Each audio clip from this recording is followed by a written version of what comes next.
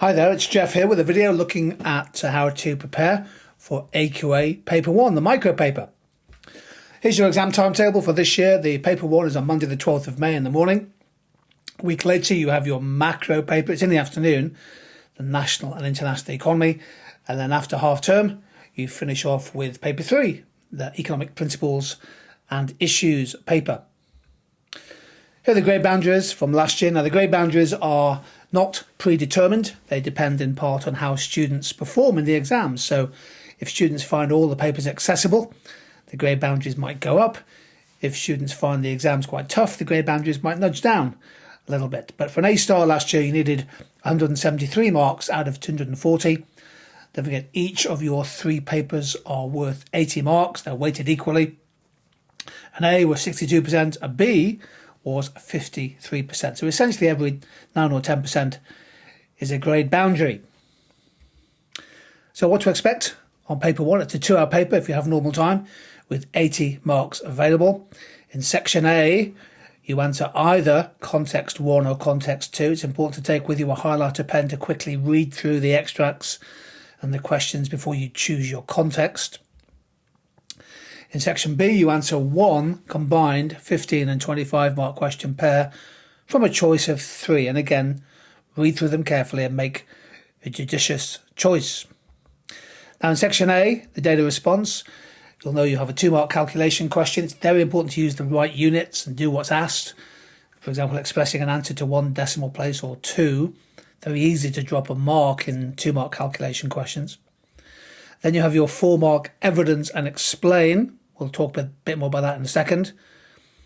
A 9-mark question where you have to explain some theory with the help of a diagram.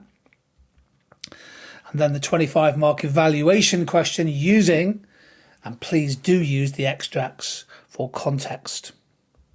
Section B, you're given a small stem provided as a stimulus, and there's a 15-mark explanation question and a 25-mark evaluation question. So section A, section B, we recommend 1 hour for each. And timing is obviously important.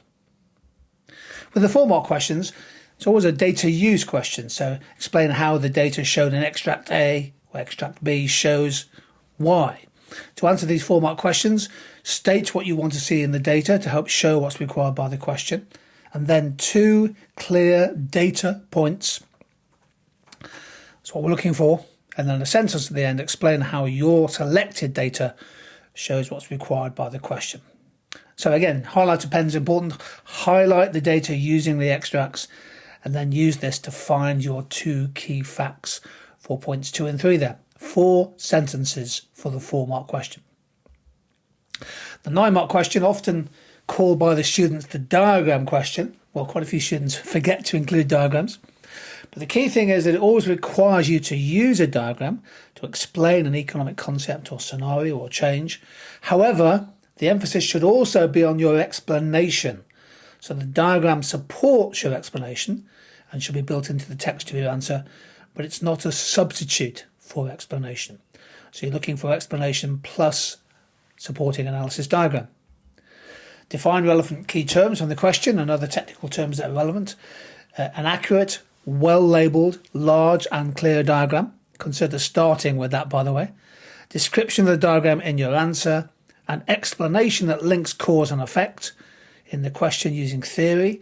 Refers to any relevant data from the extracts and explains the diagram.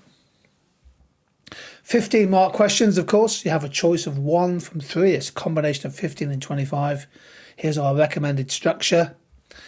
Top-level answers, provide an answer that's well organised, selection of key issues relevant to the question, good knowledge and understanding of concepts, terminology and principles, but most importantly, good application of principles to the given context, good use of data. Okay, so please bring in some application in each of your analysis paragraphs. Now we've said there are 3 analysis paragraphs. And pretty much 3 analysis paragraphs is what we look for. But you could develop 2 analysis points with extended chains of analysis. That will be okay, as long as you're using clear logical chains of reasoning. And you need a very short final conclusion. 1 sentence is fine. Now a diagram is usually a must in a 15-mark answer. You'll find a reason to put in a really good diagram. 25 mark questions. Please use theory and evidence. So short opening paragraph defining key terms and summary of your overall argument. 3 analysis paragraphs immediately followed by targeted evaluation paragraphs, please. Okay? And a concluding judgment is important. In paper 3, you need a clear recommendation. So top level answers. Provide an answer that's sound, focused analysis, well-supported evaluation, good application of relevant principles, good use of real-world data to support the response. So you'll have a STEM, but you'll be expected to bring in your own real-world examples, well-focused analysis, clear logical chains of reasoning.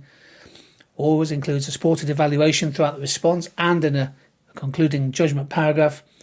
Please remember to always evaluate in separate paragraphs so that you develop the evaluation more fully. Now, use of context in the 25 mark data question and use of context from your own knowledge is absolutely vital in the 2 25 markers. Now, if you're looking to give a little lift to revision, we do have some excellent knowledge organisers specifically focused on AQA economics.